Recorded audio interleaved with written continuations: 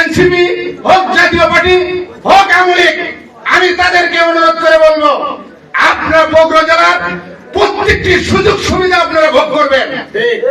এই ঋণ পরিশোধ করার জন্য আপনাদের ভোটও ধানের শীষে দিতে হবে না আমাদের,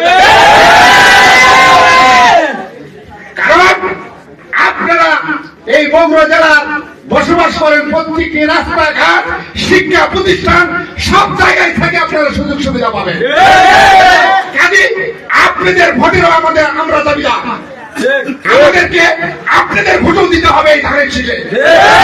যদি না দেন, আল্লাহর রহমতে কাল কিয়ামতের ময়দানে আপনারা থেকে যাবেন।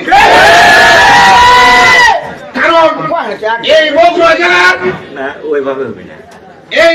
জেলার কৃতি সন্তান শহীদ প্রেসিডেন্ট জিয়াউর রহমানের পুত্র জনাব তারেক রহমান আগামী দিনে ইনশাআল্লাহ প্রধানমন্ত্রী হবে। তার সুবাদে এই বগুড়া জেলায় আপনারা অনেক সুযোগ সুবিধা পাবেন। সেই সুযোগ সুবিধা ভোগ করবেন আপনারা, আর ভোট দিবেন অন্য জায়গায়, এটা আমরা মেনে নিতে পারবো না।